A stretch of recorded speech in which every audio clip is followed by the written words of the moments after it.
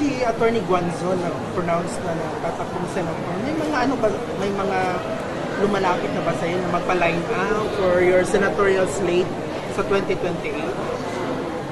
Meron. So how are you considering them, Vice? Allergic ako sa mga politiko ngayon. So, i-consider lang nila ako. So mga ilan sila dito na lumapit, including Attorney Guanzon? 4 na. Meron akong ni-recruit last year. But hindi pa siya nag-decide kung tatakbo siya for Vice President or hindi.